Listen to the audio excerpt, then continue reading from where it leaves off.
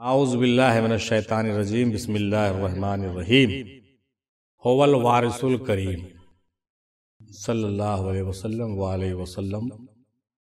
आइए फरमुदात वारिस पाक के तालीमात वारसिया के सीरीज में हज़रत वारिस अली साहब रहमतुल्लाह अलैह के कुछ तालीमात और कुछ मखसूस बातों पर हम लोग तबसरा करते हुए आगे बढ़ते हैं ताकि उनके तालीमात से फैज़याब हो सकें।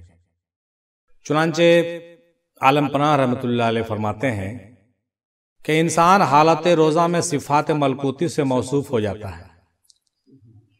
यानी इंसान अगर कोई रोजा में रहता है तो उसके अंदर फरिश्तों की सिफत आने लगती है, नूरानी होने लगता है। इसीलिए अब समझ में आया, अब वारिस पाक के इस कौल से पता चलता है कि रोजे में क्या तासीर है और शरीयत में रोजा क्या मानी रखता है। ये नहीं कि खाली दिन भर भूखे रहे तो रोजा हो गया। उसको सही तरीके से रखने के अब तो साइंटिफिक तरीके भी क्लियर हो रहे हैं, उसके फायदे भी हैं। रोजे रखने से कुछ फायदे इस तरह से भी रिसर्च में सामने आए हैं, जिससे पता चलता है कि कैंसर से आदमी बचता है। कैंसर नहीं होता उस आदमी को, रोजा रखने वाले को। तो वही वारिस पिया कहते हैं कि रोजे में सिफात मलकूती आ जाए, से मौसूफ हो जाता है इंसान। रोजा रखने से उसके अंदर मलकूती सिफात आने लगता है। इसलिए बुजुर्गों ने रोजा रखा। और इस रास्ते में ऐसे भी चिल्ला करते हैं, रियाजत करते हैं, इबादत करते हैं। तो हम लोग क्या करते हैं, रोजे रखने की तरबियत करते हैं ना भाई, देते हैं सब सूफिया लोग। आगे है कि मशरब इश्क में रोजे की हकीकी सिफत यह है कि तर्क गिजा के साथ ख्वाहिशात गिजा के वसवास और लज्जत गिजा की तमीज़ और एहसास भी फना हो जाए। यानी मशरब इश्क का प्रचार वारिस अली साहब करते थे कि भाई सुना सुना मेरा जो मशरब है, मसलक है, वो इश्क, मेरा मसलक ही इश्क है, मेरा मशरब ही इश्क है और सारी बातें इश्क वाली है। यहाँ कसब से कुछ नहीं होता, हक हक करने से कुछ नहीं होता, यहाँ तस्दीक पैदा करो, है ना भाई। कहते हैं कि मशरब इश्क में रोजे की हकीकी सिफत ये है। रोजे की हकीकी सिफत क्या है कि तर्क गिजा के साथ ख्वाहिशात गिजा के वसवास और लज्जात गिजा, यानी नहीं कि खाली खाना पीना छोड़ देने से काम होता है, नहीं, ख्वाहिशात, खाने का ख्वाहिशात ही खत्म कर देना चाहिए। खाने की जो लालच होती है कि ये खाओ वो खाओ, ऐसा खाओ वैसा खाओ, उसकी जो लालच और हिर्स है बहुत बड़ी बात है। ये मकसद है कि भाई आप जो है तर्क गिजा के साथ साथ ख्वाहिशात गिजा, गिजा की ख्वाहिश कि ये बिरयानी हो, ये तड़का हो, ये फल हो, ये फ्रूट हो, हर तरह का जो चीज हम लोग, इसके बारे में बाबा फरमाते हैं कि ख्वाहिशात गिजा के वसवास, जो वसवसा आता है ना उससे, और लज्जत जो मिलती है उससे, उसका तमीज एहसास भी फना होना चाहिए। होगा कितना कड़ा काम है, उसका तमीज नहीं होना चाहिए। इंसान को लगे कि दूध क्या है, जो खाया सो खाया, जो नहीं खाया सो नहीं खाया, क्या खाए पता नहीं, ऐसा वैसा हो जाता है वो सब आदमी। जो आदमी इस राह में चलने वाले फिरने वाले हैं, वो आदमी जो इतने ख्वाहिशात से ऊपर उठ जाएगा तब वो सही मानों में सच्चा रोजेदार। फिर खुद हज किए हुए 7 बार बाबा, अब कहते हैं बाबा 7 बार हज किए हुए हैं, वारिस बाबा 7 बार हज किए पैदल। और कहते हैं कि हाजी वो है जिस पर हकीकी हज मुनकशिफ हो जाए। यानी हकीकी हज करो, सच्चा जो हज है वो करो।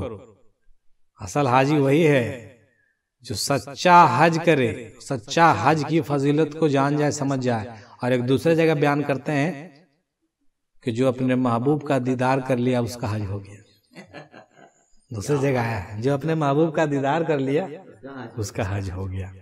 बाज बुजुर्गों ने तो यहां तक कहा कि मोमिन की ज़ियारत करना जो है कितने हज के सवाब के बराबर है। मोमिन की ज़ियारत करना, किसी वली के आस्थाने पर ज़ियारत करने को भी बुजुर्गों ने हज करार दिया है।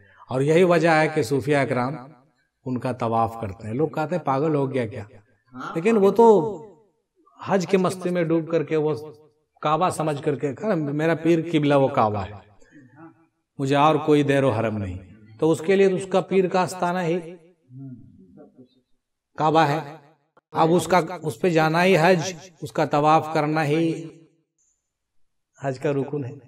तो बाबा लिख रहे हैं, देखिए सब बात हवा हवाई ने जो कलाम में हम लोग पढ़ रहे थे या पढ़ते हैं, ऐसा नहीं कैसे ही है, बेदम साहब बाबा ने जो लिखा, या हम ही लोग जो कुछ लिखने की जसरत करते हैं वो इन बुजुर्गों के हवाले से करते हैं। ये बात देखिए आपको मिल रही है। फकीर का कोई मकान नहीं और सब मकान फकीर के हैं। कहता है ना, अरे मकान बनाओ यार, घर बनाओ, मकान बनाओ, ये करो वो करो। फकीर का क्या मकान? फकीर का कैसा मकान? फकीर का कोई मकान नहीं और सब मकान फकीर के हैं। अभी बाबा पढ़ के गए कि मौला अली के चाहने वाले जहां बैठते हैं वहीं पर बागीचा बन जाता है, गुलजार हो जाता है। नहीं तो वही बस्ती बसा देते हैं। अब फकीरों ने बसाया, फकीरों ने जहां बैठ गए वहां पे बस गया, वहां पे उरूज हो गया, बस्तियां बन गई।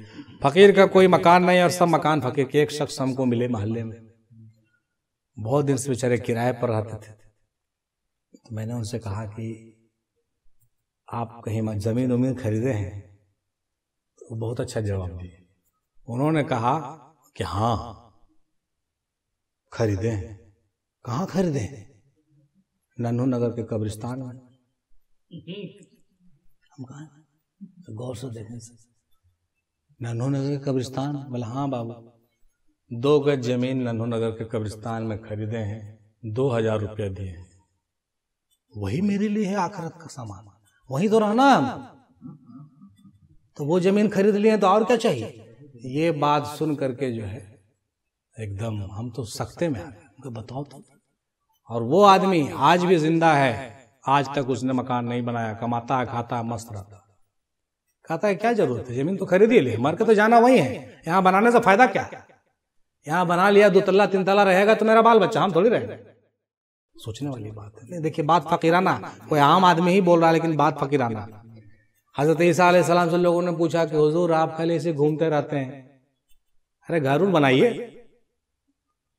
बोला ठीक है, घर बनाना चाहते हो तो लो, ये समुद्र के रेत पे मेरा घर बना सकते हो तो बना दो। बोला हुजूर यहाँ पर घर रहेगा?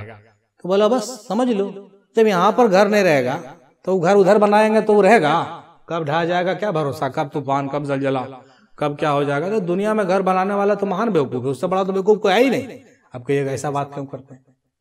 दादा हुजूर ने मकान बनाया, हमारे पीर मुर्शिद ने नहीं बनाया, हमारे वालिद साहब ने बनाया, अल्लामा इकबाल ने जिंदगी भर घर नहीं बनाया, वारिस बिया ने घर नहीं बनाया, बड़े बड़े बुजुर्गों ने अपना मकान नहीं बनाया, अक्सरों बेशतर।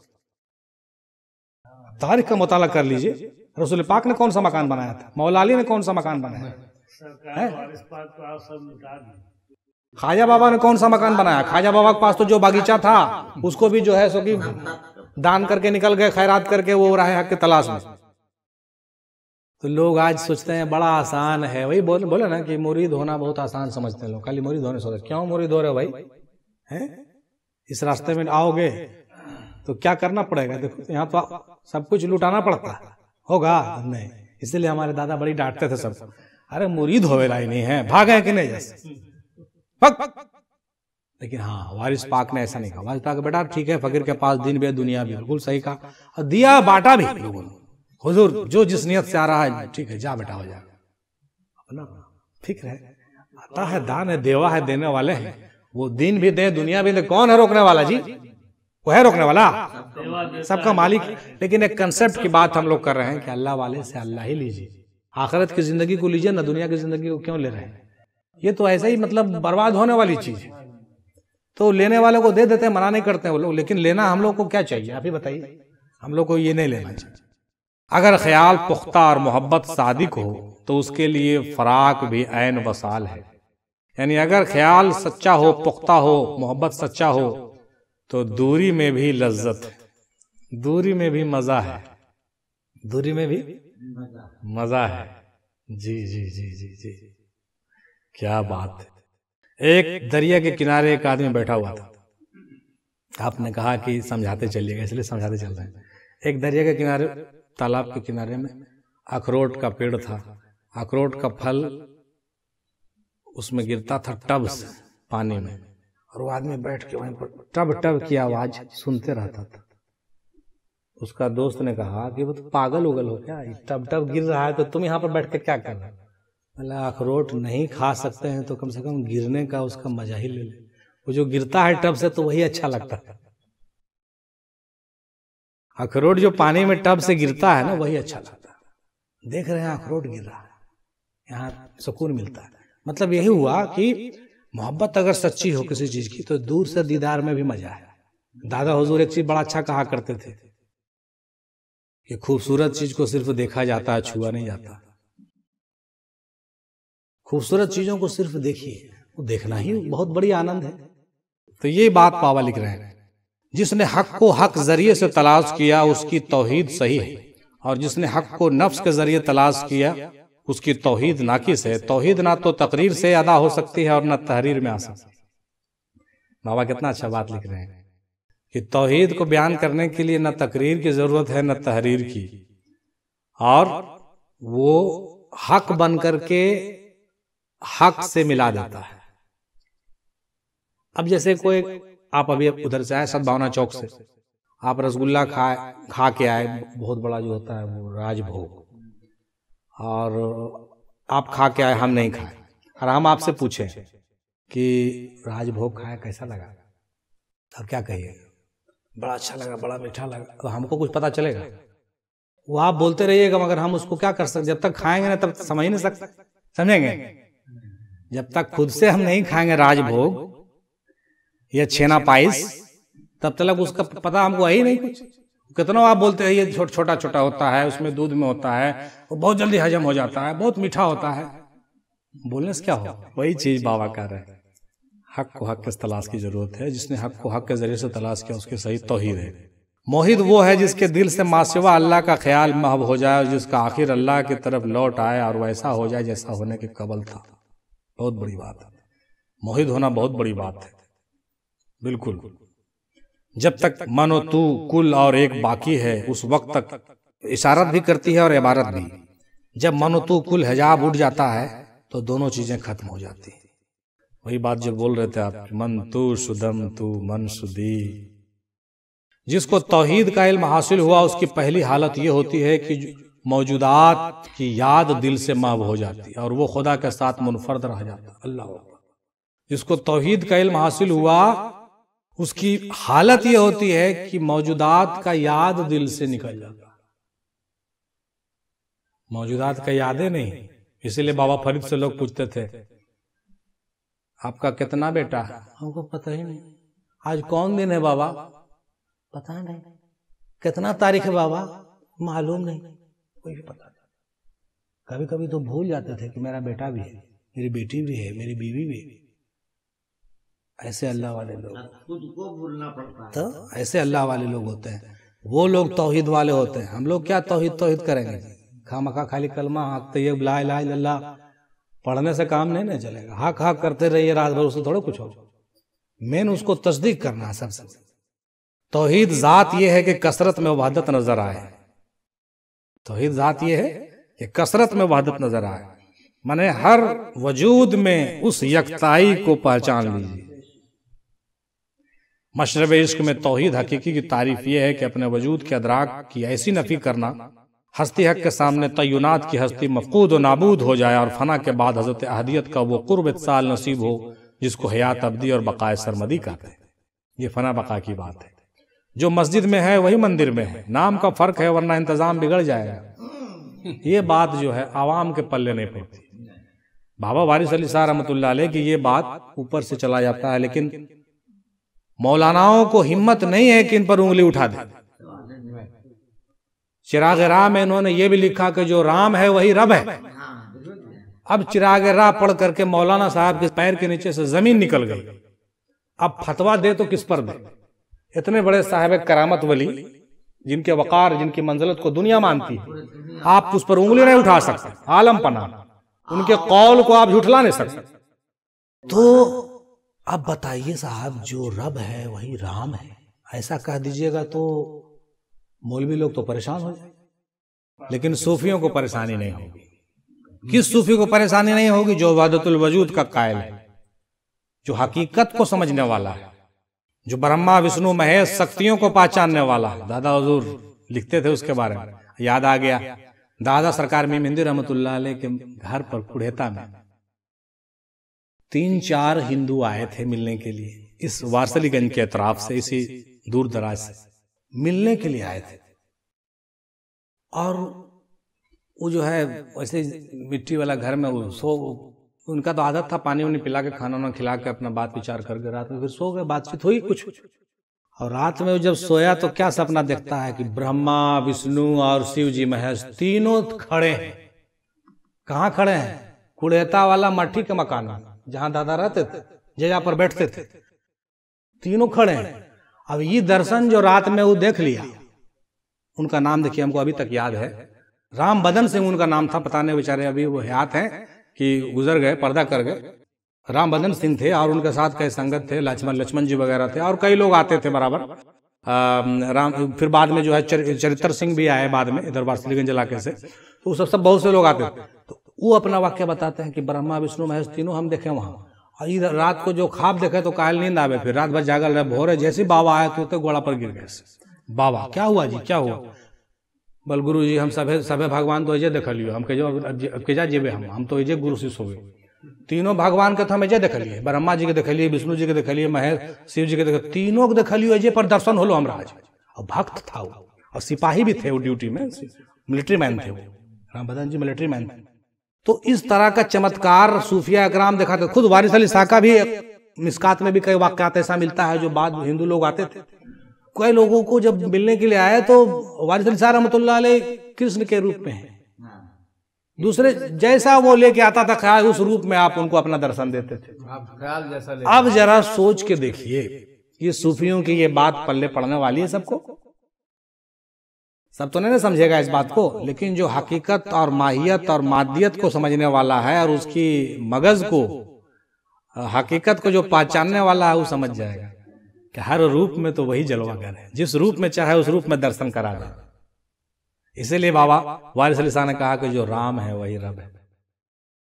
तो जो मस्जिद में है वही मंदिर में है, नाम का फर्क है। तो ये अभी फरमान वारिस पाक रहमतुल्लाह अलैह हम लोग अभी समाज फरमा रहे हैं, जो उनके मलफूजात हम लोगों ने मुख्तलिफ कुतुब से निकाला है, सो अभी आपको सुनाया जा रहा है। दर हकीकत मुरीद वो है जिसकी मुराद उसका पीर हो, जिसकी मुराद उसका पीर हो, यानी मुरीद का मुराद ही पीर होना चाहिए, दूसरा चीज नहीं। हाँ, अब कहते हैं कि पीर के सूरत में खुदा मिलता है। खुदा कैसे मिलता है? पीर की सूरत में मिलता है। वारिस पाक रहमतुल्लाह अलैह फरमाते हैं कि तुम्हारे पीर की सूरत में तुम्हारा खुदा मिलेगा, इसलिए अपनी पीर कामिल से लौ लगाओ, पीर कामिल से लौ लगाओ। पीर में फना हो जाने से फनाफी शेख, फनाफी रसूल और फनाफिल्लाह तीनों मंजिलें तय हो जाती है, अलग से करने की जरूरत नहीं है। लिहाजा पीर में खुद को फना कर दो, बज़ाहिर खल्क में हर चीज को देखो मगर बजज उसके नहीं, वरना नाश ना रहो। दुनिया से इनक़ता यानी क़ता ताल्लुक़ को फ़ुक़रा और मासिवा अल्लाह से मुस्तग़नी होने वाले को फ़कीर कहते हैं। यानी दुनिया से क़ता ताल्लुक़ रखने वाले फ़कीर होते हैं। फ़कीर इतना आसान चीज़ नहीं है भाई। कसब व असबाब को सबब माश ना बनाओ, या खुदा पर भरोसा करो या मासिवा अल्लाह से मुस्तग़नी हो जाओ। कसब व असबाब को सबब माश ना बनाओ, यही बात जो आप कह रहे थे कि कसब उस सबसे कुछ होने वाला नहीं है। ये कंसेप्ट वारिस पाक रहमतुल्लाह अलैह ने दीनी और दुनियावी दोनों एतबार से दिया। ये मेहनत करके आप कमा तो सकते हैं, लेकिन अपनी तकदीर को तो नहीं बदल सकते। अगर मेहनत करके कोई आदमी करोड़पति बनता तो रिक्शा वाला से ज्यादा कोई मेहनत नहीं करता। मुकद्दर भी कोई चीज है जिसको अल्लाह ताला जैसे नवाज दे। अल्लाह यरज़ को मैं यशा बगैर हिसाब, अल्लाह जिसको चाहे बगैर हिसाब का रिज्क देता है। और यही बात यहाँ पर भी दीन के लिए भी लागू होता है कि मेहनत करने से बात तो बनती है, लेकिन ये सोचना कि खाली मेहनत करेंगे तभी हो। हाँ, अता और दैन भी है, सही कहा। फकीर उसी पर कनायत करता है जो बेतलब गैब से उसको पहुंचे। जो गैब से मिले, बगैर मांगे मिले, वो अच्छा है। हाँ, वारिस पाक रहमतुल्लाह अलैह के बारे में कहीं किसी ने लिखा था कि वो किसी से नहीं कहते थे कि मुझे पानी दो, वो ऐसे सवाल करते थे, क्या तुम्हें प्यास नहीं लगी है? समझ जाइए, इसका मतलब कि हजरत को पानी की जरूरत है। ये नहीं कहते थे कि रही में गिलास पानी लेकर आओ, ये भी एक मांगना है। देखिए, बड़े लोगों की बड़ी बात है, मर जाए मगर किसी के आगे हाथ ना फैलाओ। मर जाओ मगर किसी के आगे हाथ ना फैलाओ, 7 रोज का फाका हो फिर भी जुबान पर हरफ शिकायत न लाओ। 7 रोज से खाना ना बनाओ, घर में भूखे हो फिर भी नहीं कहो कि खाना नहीं मिला, क्या करें।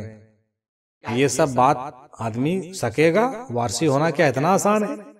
सिर्फ हक वारिस करने से काम चलने वाला नहीं है।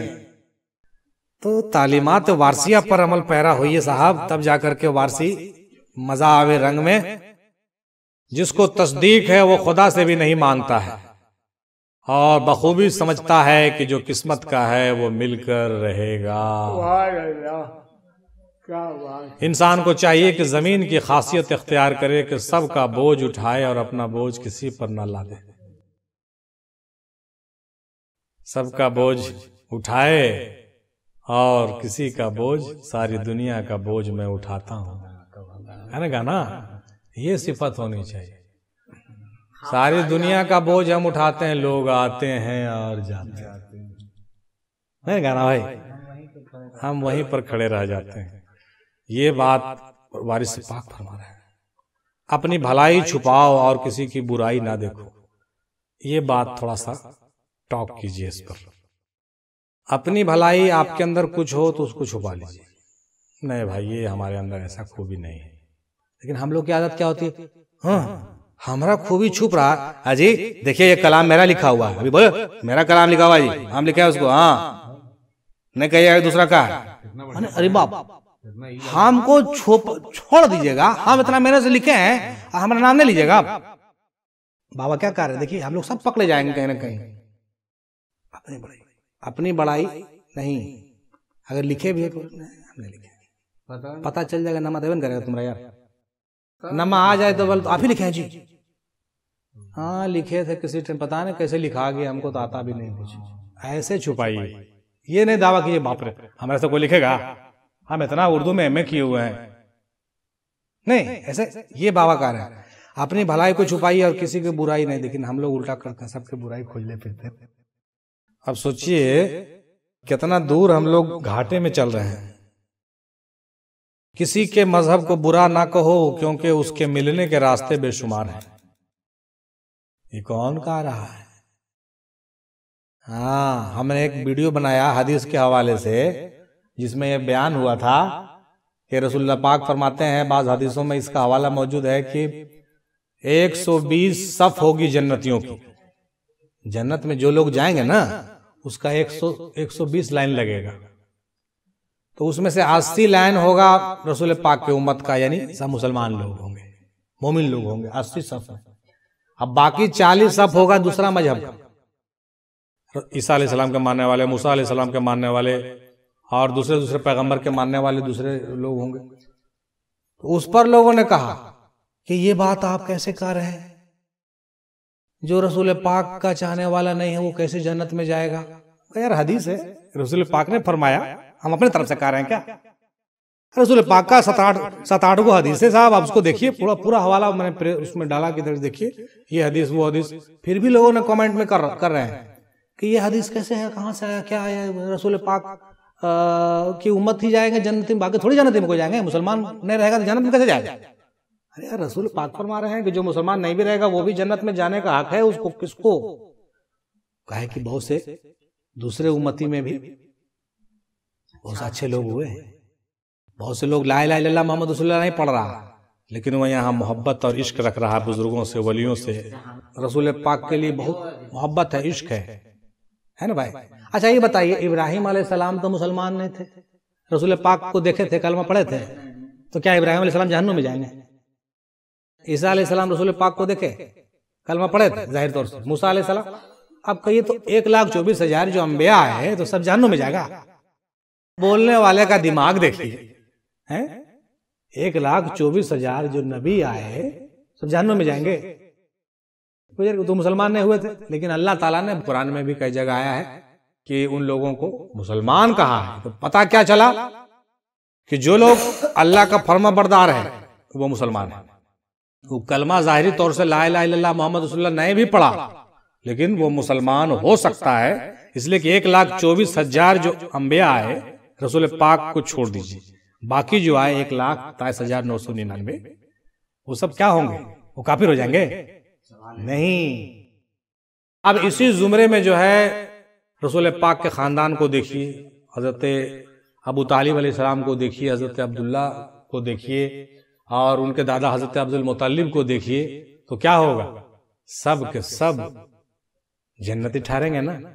बाज लोग कहते हैं कि माज अल्लाह रसूल अल्लाह के अब्बा अम्मा पता नहीं जन्नत में जाएंगे कि नहीं, मुसलमान तो नहीं थे।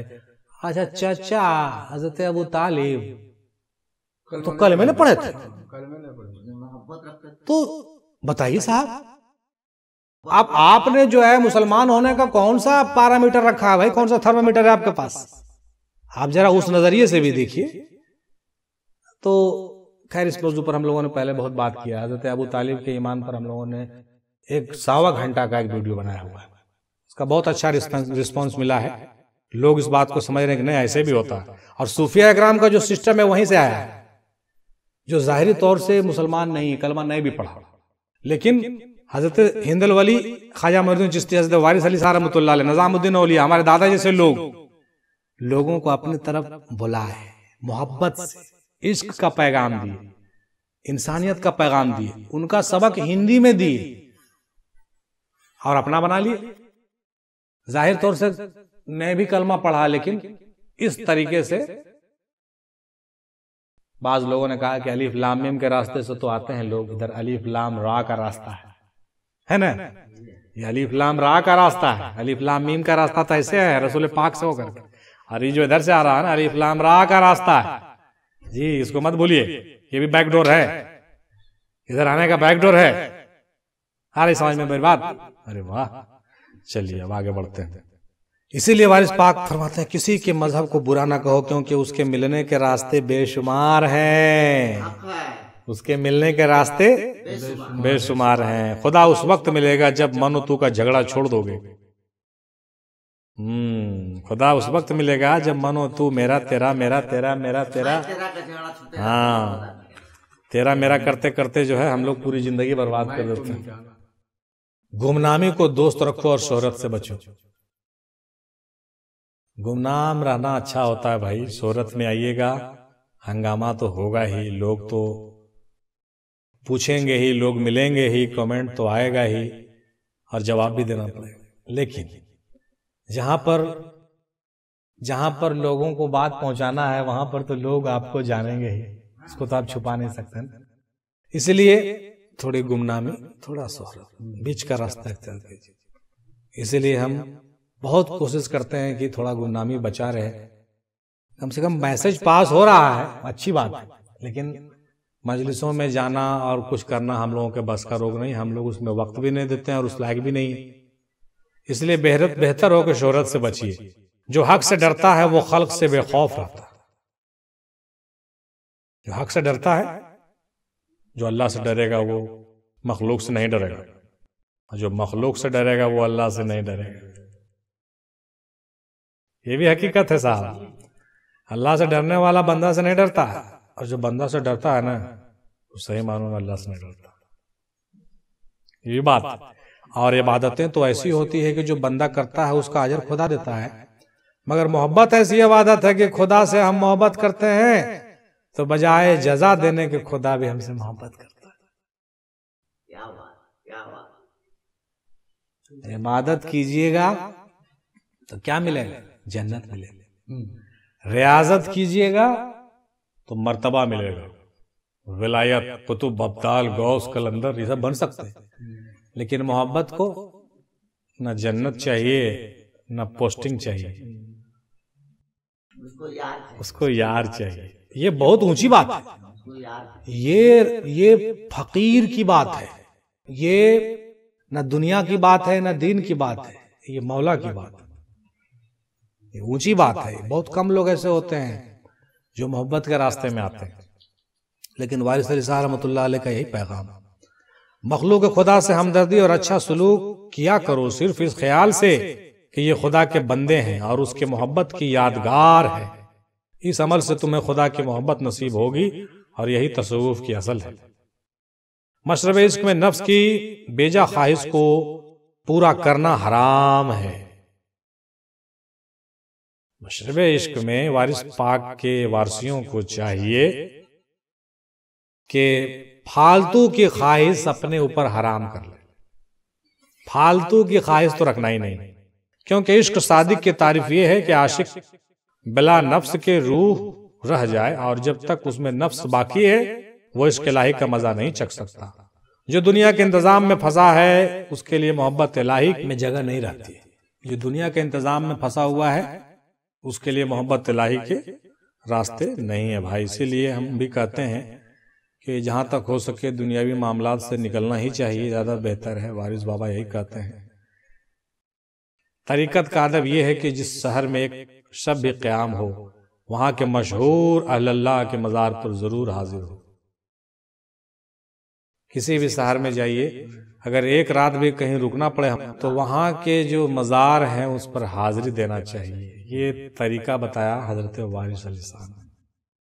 क्यों कि हर शहर का, हर एरिया का कुतुब अब्दाल कलंदर होता है ड्यूटी पर, और आप अगर उससे मिल लीजिएगा तो वो आपसे खुश होंगे और आपके लिए दुआ करेंगे, और आपका जाना वहां मकसद बड़ा है। दिन में लौट रहे हैं तो जल्दी में तो मजबूरी है, लेकिन अगर रात को क़याम हो रहा है तो पता कीजिए यहाँ पर किसी बड़े बुजुर्ग का आस्थाना है। हाँ, कोई ना कोई बता ही देगा, कहीं ना कहीं हर जगह तो कुछ ना कुछ बाबा लेटे हुए हैं। आराम से शाम को उठिए, चाय वाय पीजिए, साथी को लीजिए, चलो आस्थाने पे अदब से हाजिरी दीजिए, बैठ के फातिहा पढ़िए, उनके सामने दुआ कीजिए, दावत देना हो तो दावत दीजिए उनको। बहुत बड़ी बात है। ये तरीका कौन बता रहा है? आलम पनाह का ये फैज है, ये तालीम है साहब, जो आपको मरकज अफजलिया के बैनर तले मिल रहा है। तरीकत का ये तरीका है कि जिस रात को कहीं भी क़याम हो वहां के बुजुर्गों से फैज़याबी हासिल होनी चाहिए। दुनिया में काबिल तारीफ वो शख्स है जिसके दिल में किसी के तरफ से बुग़्ज़ और कीना ना हो। ये रसूलुल्लाह की खास सुन्नत। यानी मतलब ये हुआ, वारिस बाबा ये कहते हैं हम लोगों को कि किसी के लिए भी बुग़्ज़ और कीना अपने दिल में मत रखिए, किसी के लिए भी, चाहे वो कितना बड़ा ही दुश्मन क्यों ना हो। बहुत कड़ा काम है, ये काम नहीं होता है सबसे। जो आदमी इस काम को कर लिया वो वली हो जाएगा। बुग़्ज़ और कीना नहीं रखना कोई खेल तमाशा नहीं है। खाली बोलने से नहीं कि हम ऐसे पढ़ दिया आप सुन लिए हो जाएगा, नहीं होगा। इसी को करने के लिए तो यहाँ जर्ब लगता है, अल्लाहू अल्लाहू, और उसी के करने के लिए तो हम लोग यहाँ ट्रेनिंग लेते हैं, तरबियत करते हैं रोजाना। किस चीज का? ताकि हमारा जो है कल्ब साफ हो। कल्ब जिसका साफ होगा वही नहीं इस काम को कर सकेगा, और जिसके कल्ब में कचरा भरा हुआ है एकदम साफ होता होगा? कहीं ना होगा। जब कचरा भरा हुआ है तो बुग़्ज़ और कीना और क्या क्या बहुत सी चीज है जो रहबे करेगा, और वो एक बार में निकलता नहीं। इसी को निकालने में लोगों को जो है बरसों बरस लगा है, इन्हें के खेल तमाशा नहीं है। और वो आदमी जिसका कल्ब साफ हो गया तो बिल्कुल समझ लीजिए सूफी हो गया, उसी को सूफी कहा गया है। जो सूफी हो गया सही मानों में उसके दिल में कोई बुग़्ज़ और कीना नहीं होता। सच पूछिए तो वो सब को माफ करके बैठा हुआ रहता है। कुछ चीजें करता है, उसको करना पड़ता है, लेकिन उसको अंदर से सबको भुलाना पड़ता है, अंदर से सबको साफ कर देना पड़ता है। ये बहुत बड़ी बात है। बेमोहब्बत खुदा नहीं मिलता, इसीलिए मोहब्बत करो। जिसका कोई पीर नहीं उसका कोई दीन नहीं। इश्क की मैदान में साबित कदम रहना बहुत मुश्किल काम है, मगर ये मर्दों का काम है। रजा और तस्लीम के कूचे में जिसने कदम रखा उसका इख्तियार भी सलब हुआ। ये बात पल्ले पड़ेगी। लेकिन जो लोग हमको दूर तलक सुन रहे हैं, बहुत से लोग ऐसे होते हैं जो निहायत एजुकेटेड होते हैं, और वो इन सब बातों को बहुत ही डूब कर सुनते और समझते हैं और उनकी जिंदगी बदल जाती है। एक शख्स ने हमको फोन करके खास करके पाकिस्तान से कहा कि आपका हम थैंक यू करना चाहते हैं। एक मामला मेरा फंसा हुआ था रूहानियत में, वो आपका बयान सुनने के बाद वो क्लियर हो गया, अब हम आगे निकल गए। अब पता नहीं कौन सा मामला उनका अटका हुआ था। तो ऐसा भी होता है, हम लोग यहाँ पर 10 आदमी 5 आदमी बैठ के सुन रहे हैं, हम लोगों के पल्ले वो नहीं पड़ रहा है, लेकिन वो जा रहा है किसके पल्ले पड़ जाएगा और किसकी चीज है वो, क्योंकि सबकी चीज नहीं है ये, सब बात सबके लिए नहीं है, सब बात सबके लिए नहीं है भाई, और इसीलिए हम लोग हल्के में लेते हैं। बहरहाल तो रजा और तस्लीम के कूचे में जिसने कदम रखा उसका इख्तियार भी सलब हुआ।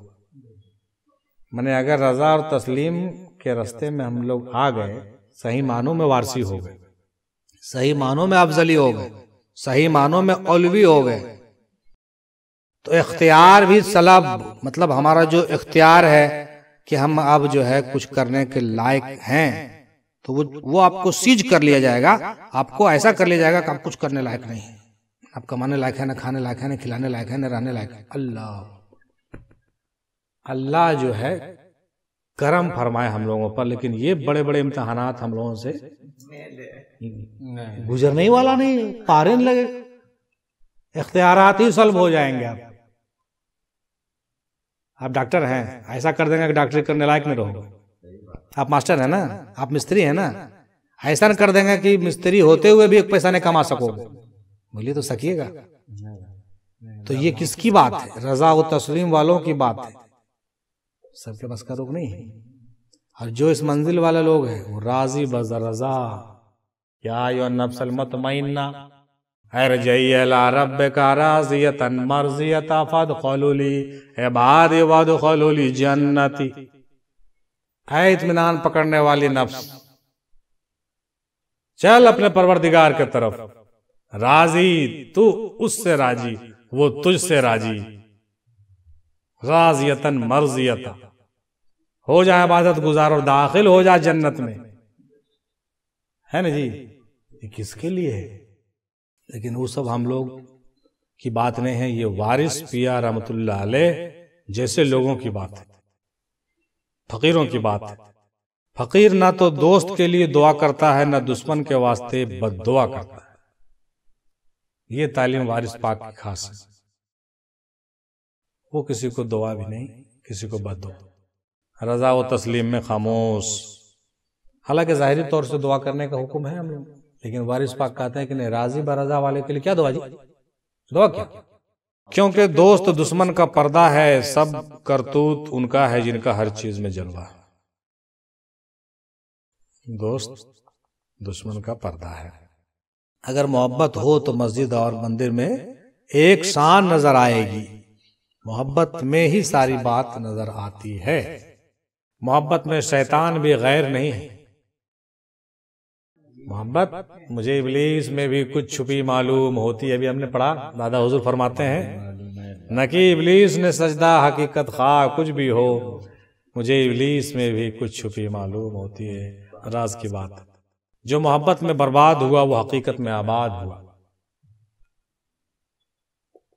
मोहब्बत में शैतान भी दोस्त हो जाता है,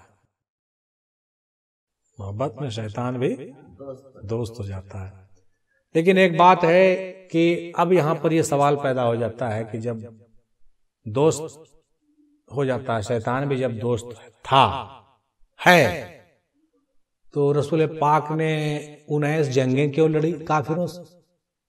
मौला अली ने इतने दरे खैबर क्यों उखाड़े और हजारों लोगों को कत्ल क्यों किया? सब तो दोस्ते था। सवाल तो बनता है। यही सब कंफ्यूजन में लोग गुमराही के इख्तियार कर लेते हैं। दोस्त है, शैतान दोस्त है, दुश्मन भी गैर नहीं है, लेकिन दुश्मन से लड़ने का हुक्म भी वही दिया है, तो हमको लड़ना पड़ेगा। दुश्मनों से बचने का हुक्म भी वही दिया। शैतान ठीक है, शैतान अल्लाह का ही भेजा हुआ है, चलिए वो भी गैर नहीं है, लेकिन अल्लाह ने यह भी कहा है कि वो तुम्हारा खुला दुश्मन है, उससे बचो, उससे बचेंगे हम, इन्हें कि उससे दोस्ती कर लेंगे और उसके बताए हुए रास्ता पर चलेंगे। इस बात को नोट कर लीजिए, इस भूल में नहीं रहिए कि शैतान भी दोस्त है तो हम भी शैताने हो जाएंगे। नहीं, आपको आदम बनाया गया है, आप आदम रहिए, आपका जो काम है वो कीजिए, उसका काम उसको करने दीजिए। जहां पर भिड़ंत हो वहां पे भिड़ जाइए, पहचान के भिड़िए कि हाँ वो भी गैर नहीं है, फिर भी भिड़ने का हुक्म है। समझिए बात। अभी सोच लीजिएगा कि अरे तो भिड़ने का तो अपने हैं, नहीं, अपना है, सही मानो अपना है, लेकिन लड़ने का हुक्म है। अपना है लेकिन लड़ने का हुक्म है तो लड़ेंगे, उस पर हमला भी करेंगे। हम हक हैं, वो बातिल है, तो लड़ाई तो होगी। इस भरम में नहीं रहिए कि अरे हक को बातिल दोनों तो क्या है, तो काहे लड़ाएंगे, कुछ नहीं। इसलिए बहुत से सूफिया जो है बदगुमान हो जाते हैं और गोशा नसी हो जाते हैं। हाँ सब तो गैर, कोई नहीं, लड़ना उड़ना कुछ नहीं। मौला अली से ज्यादा दीन समझते हो तुम बाबू, हैं? हक को बातिल में आपको इम्तियाज रखना होगा, इस बात को नोट कर लीजिए। बाबा वारिस अली साहब भी यही बात कर रहे हैं कि हक को पहचानिए, बातिल को भी पहचानिए। ठीक है, हकीकत को जान गए आप, अच्छी बात। बातिल से दूर हो जाइए ना, हक के साथ हो जाइए, खत्म हो गया। इन्हें किया हाँ हक भी वही बातिल भी वही, चलो बातिल काम भी कर लिया, हक काम भी कर लिया, इधरों हो गए उधरों हो गए। ऐसा नहीं होगा, इसको नोट कीजिए। सच सच है, झूठ झूठ है, हक हक है, बातिल बातिल है। हक के साथ दीजिएगा जन्नत में जाइएगा, बातिल के साथ रहिएगा जहन्नुम में। सीधी सी बात, जहन्नुम भी तो उसी का है, जाओ ना यार, हैं? क्यों ना तैयार है, जाओ जहन्नुम में जाना है तो साथ हो जाओ बातिल का। हाँ तो यही बात है भाई, समझे कि नहीं? थोड़ा थोड़ा जीरा कर देते हैं ताकि बात समझ में आ जाए, है ना। मोहब्बत को बजुज़ जात के सिफात से ताल्लुक नहीं रहता। मोहब्बत कामिल है तो ईमान भी कामिल है, मोहब्बत नहीं तो ईमान भी नहीं। मोहब्बत नहीं तो ईमान नहीं, वारिस पाक ने साफ कर दिया। ईमान ईमान ईमान करते हो, अभी देखो पता चल रहा है लोगों को, खूब ईमान ईमान की दावा करते हो और रसूल की मोहब्बत है ही नहीं। तो जब ये रसूल की मोहब्बत नहीं तो ऐसा ईमान बकवास है, बकवास है ना भाई, वही बात। तो हम अभी कह रहे थे मोहब्बत कामिल, इश्क में तर्क ही तर्क। इश्क इतना आसान नहीं भाई। एक चीज हमको याद आ गया, हम कहीं पर लिखा था, अकीदत रखिएगा तो भले बुरे रहिएगा। अकीदत रखिएगा अपने पीर से डॉक्टर साहब, तो हर चीज में दिन दुनिया अच्छा रहेगा। खाली अकीदत रखिए। अगर मोहब्बत रखने लगिएगा तो इम्तिहान आना शुरू हो जाए। सुनिए, इम्तिहान आना शुरू हो जाएगा, परेशानी। और अगर इश्क कीजिएगा बर्बाद हो जाइएगा। अरे हम नहीं कह रहे हैं, हम खाली नहीं कह रहे हैं, सब बुजुर्गों ने यही बात कहा। मौला अली ने तो बिल्कुल बबांगे दोहल कहा दिया। मौला अली ने क्या कहा जनाब मंसूरी साहब, कहा कि हमसे मोहब्बत करने वाले की तरफ मुसीबत ऐसे आएगी जैसे ढलाव से पानी, ऊंचाई से पानी ढलाव में जैसे आता है ना, वैसे आएगी मुसीबत। क्यों भाई? दूसरी जगह कहते हैं कि दो तरह के आदमी बर्बाद हो जाएंगे। मौला अली कहते हैं, पहला जो हमसे ज्यादा मोहब्बत रखेगा वो भी बर्बाद हो जाएगा, और जो हमसे अदावत रखेगा वो भी बर्बाद हो जाएगा। फिर कहते हैं कि जो हमसे अदावत में बर्बाद होगा वो बर्बाद ही हो जाएगा, लेकिन जो हमसे मोहब्बत में बर्बाद होगा वो आबाद हो जाएगा, बर्बाद होकर भी आबाद हो जाएगा। समझिए इस बात को, थोड़ा जीरा करके बता रहे हैं। ज्यादा मोहब्बत भी खतरनाक और नफरत भी खतरनाक भैया। तो ठीक ठाक रहना चाहते हैं तो बीच में रहिए, और अगर नहीं तो बर्बाद होकर अगर निखरना चाहते हैं तो पूरे डूब जाइए इश्क में, और नहीं अदावत में जाइएगा तो बर्बाद भी होइएगा, जहन्नम भी होइएगा। क्लियर हो गया ना? आशिक हर चीज में मासूक का जलवा देखता है। अभी बात चल रही थी, आशिक हर चीज में मासूक का जलवा देखता है, हर चीज में, जर्रे जर्रे में। आशिक वो है जो मासूक को अपनी जान से ज्यादा अजीज रखे। आशिक को चाहिए, लाजिम है कि सर कट जाए मगर शिकायत ना करे, क्योंकि कातिल भी गैर नहीं है। सर कट जाए मगर शिकायत नहीं करे। इमाम हसन को जहर देने वाले के बारे में इमाम हसन को सब पता था कि कौन दिया, क्यों दिया, सब पता था, लेकिन उनसे पूछते रह गए लोग, कहा कि नहीं। तो कहने का मतलब ये हुआ, पता ये चला कि कातिल भी गैर नहीं है, लेकिन कातिल का काम था जहर देना और इनका काम था शहीद होना। इमाम हुसैन का क्या काम था? उनसे बदला लेना। अगर इमाम हसन उनका नाम बता देते तो उनसे बदला इमाम हुसैन ले लेते, और इमाम हुसैन का लेना फर्ज भी था, क्योंकि बड़े भैया माफ करके चले गए, हम तो नहीं माफ करेंगे भाई।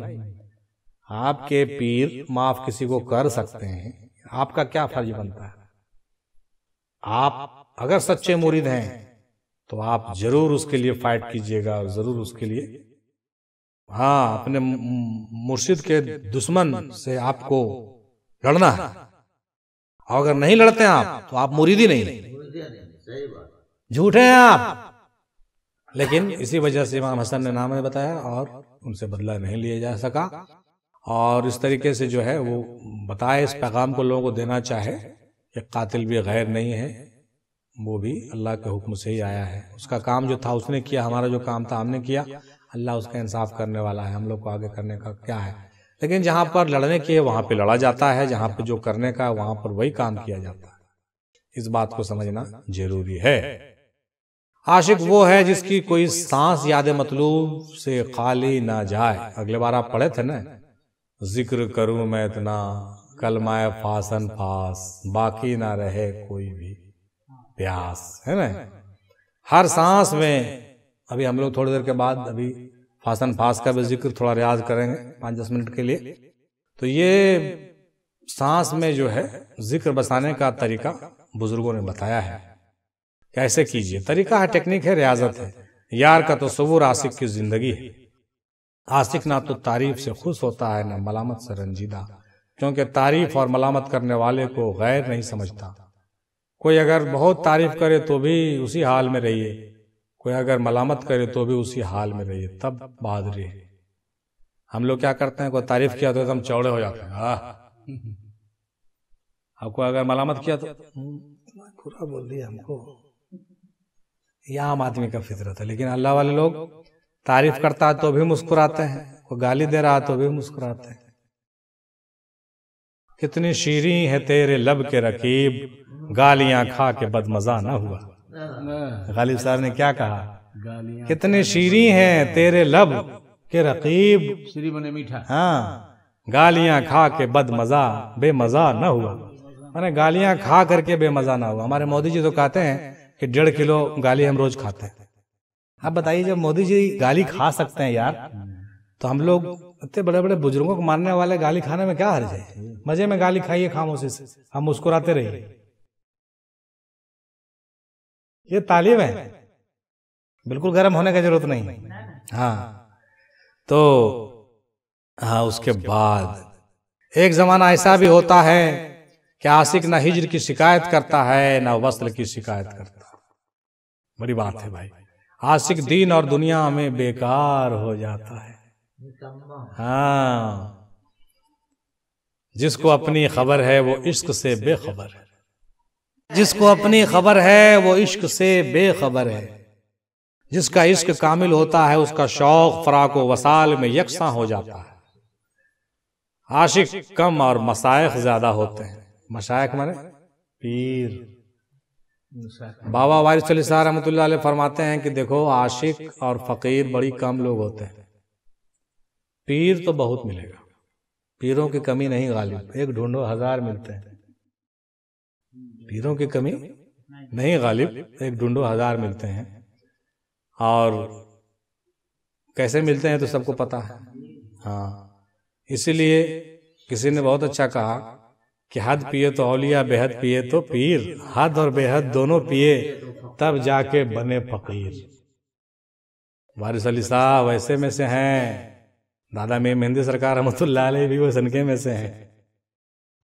फकीरी बहुत आसान चीज नहीं है, सबके बस का रोग नहीं। पीर बनना आसान है, लेकिन फकीर बनना आसान नहीं।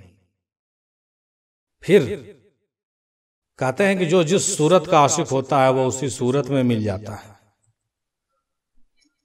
आप जिस सूरत के आशिक हैं, अल्लाह ताला आपको उसी सूरत में आके मिलेगा। इसीलिए मजनू से पूछा गया कि क्या अल्लाह से मिलना चाहते हो? तो बोले, इसके हमको क्या जरूरत पड़ा अल्लाह से मिलने का? बोले अरे अल्लाह को कह दो कि अगर वो हमसे मिलना चाहता है तो लैला बन के आ, तो आप देखेंगे तो देखबो करेंगे। अगर वो लैला बन के नहीं आता तो हम देखेंगे भी नहीं जी, क्या बात करते हैं साहब। अगर उसको आना है तो वो लैला बन के आए तो हम उसका दीदार करें। तो वही वारिस पाक कह रहे हैं कि जो जिस सूरत का आशिक होता है वो उसी सूरत में मिल जाता है, उसी जिक्र से फायदा होता है जो बेगरज होता है। जिक्र जैसे हम लोग यहाँ पर कर रहे हैं, कोई मफाद तो नहीं है ना। मफाद अगर कोई बैठे कोई मकसद से या मफाद से बैठे कि ये फायदा वो फायदा ऐसे वैसे 12-17, तो उसे कोई फायदा नहीं। बाबा कहते हैं कि उस जिक्र से कोई फायदा नहीं है, जो बेगरज जिक्र होता है उससे फायदा है। जो बेगरज होता है उससे फायदा होता है। जो अपने काम को खुदा के सुपर्द कर देता है, खुदा उसका काम बना देता है। इसलिए सबसे अच्छा हथियार है अपने काम को अल्लाह के हवाले कर दीजिए। आप ज्यादा एड़ी चोटी लगाइएगा, वो आपको थका देगा, कहेगा अच्छा बेटा तुम करना चाहते हो जरा कर लो। अगर सुपर्द कर दीजिएगा, सरेंडर, हाँ सरेंडर कर दीजिएगा, समर्पित हो जाइएगा, तो वो आपका काम बना देगा, कर देगा। समर्पित होना चाहिए। बाबा कह रहे हैं कि जो अपने काम को खुदा के सुपर्द कर देता है, इसलिए खुदा उसका काम बना देता है। इसीलिए हम लोग पढ़ते हैं, और ये पढ़ने का तरीका है हर काम में पढ़ा कीजिए फी अमानिल्लाह ताला, अल्लाह के अमान में, अल्लाह के सुपर्द किया हमने, तवक्कल तो अल्लाह कफा बिल्लाह वकीला। दादा हुजूर बहुत उम्दा पढ़ाया करते थे, हमको कहते थे जाओ यही पढ़ते रहना, हस्बी अल्लाह नेमल वकील नेमल मौला वो नेमल नसीर, जाओ यही पढ़ते रहना। अरे यही पढ़ के इब्राहिम अलैहिस्सलाम आग में कूद गए तो जलवे न किए यार, तुम भी पढ़ा करो नेमल वकील नेमल मौला वो नेमल नसीर। इसमें क्या है कि अल्लाह के हवाले करने के का मामला है। अल्लाह के हवाले कर दीजिए काम को, अल्लाह ताला आपके काम को बना देगा इंशाअल्लाह। जो आपके लिए बेहतर होगा वो बना देगा। हम लोग देखिए क्या करते हैं कभी कभी गलती में, कि हम लोग चाहते हैं कि अच्छा वो लैपटॉप पर हमारा हो जाता तो अच्छा था, लेकिन वो लैपटॉप जब आपका होगा तो कितनी परेशानियां आपको जाने वाली है आपको पता नहीं। अल्लाह ताला जान रहा है कि लैपटॉप तो मांग रहा है मगर संभाल नहीं सकेगा, इसीलिए वो चीज कभी कभी आपको नहीं देता है। आपको लगता है कि मांगे तो नहीं मिला, काहे नहीं मिला, अरे कुछ और बात होगा उसमें। इसीलिए कहता है कि जब अल्लाह के हवाले कर दीजिएगा तो अल्लाह ताला आपके लिए वो चीज देगा जो आपके लिए फायदेमंद है, वो चीज नहीं देगा जो आपके लिए नुकसानदेह। और अपना फायदा नुकसान तो आप जान ही नहीं रहे क्या है, तो सबसे पहले अपना फायदा नुकसान को जानिए। जिसने जुमला वारदात और वाकयात का फाइल हकीकी खुदा को जाना वो मोहिद है। फकीर वो है जिसके पास कुछ ना हो, बजुज खुदा के किसी पर भरोसा ना करे और आज़ाद और बेगरज रहे, उसके पास दुनिया और आखिरत का सरमाया ना हो, वो फकीर है। बावजूद इख्तियार के दुश्मन से बदला ना लो, क्योंकि फाइल हकीकी एक ही है, तो एवज किससे और कौन लेगा।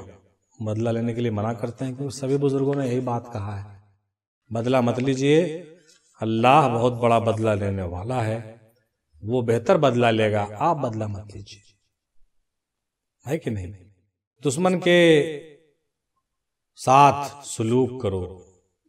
ये शेर खुदा की सुन्नत है कि कातिल को भी पहले शरबत पिलाया, कातिल को शरबत पहले आपने पिलाया कि पहले उसको पिलाओ, यानी दुश्मन के साथ भी अच्छा सलूक। बाद में कहा कि ठीक है अभी हम जिंदा हैं, इसको कुछ मत करो, जब हम पर्दा कर जाएंगे तो फिर इसको कत्ल कर देना, अभी नहीं, अभी मत करो। हर चीज का सिस्टम होता है ना, टाइम होता है, लिहाजा दुश्मनों से भी अच्छा सलूक करने का वादा किया गया है। और इमाम हसन और हुसैन ने जो है जब आप पर्दा फरमा गए तो उस दुश्मन लईं को शहीद कर दिया, क्योंकि वो मौला अली का कातिल था। सिर्फ कातिल ही नहीं था बल्कि वो पूरे इस्लाम के लिए एक जहर था, इसलिए वैसे लोगों के साथ वैसा। हाँ, तो मुरीदैन में जब तक खुद ही रहेगी पीर से दूर रहेगा। जिसने दिल से मनोतू का ख्याल निकाल दिया वो हर जगह एक जात को देखता है, एक ज़ात को पाता है। ये वारिस अली शाह रहमतुल्लाह अलैह के हवाले से हमने 68 कोटेशन अभी पढ़े हैं और ये 68 कोटेशन जो हैं चुनिंदा थे। इस पर इंशाअल्लाह ताला हम लोग अमल करेंगे, अपनी ज़िंदगी में इन बातों को उतारेंगे। वाखिर दावाना अल्हम्दुलिल्लाहि रब्बिल आलमीन बिरहमतिका या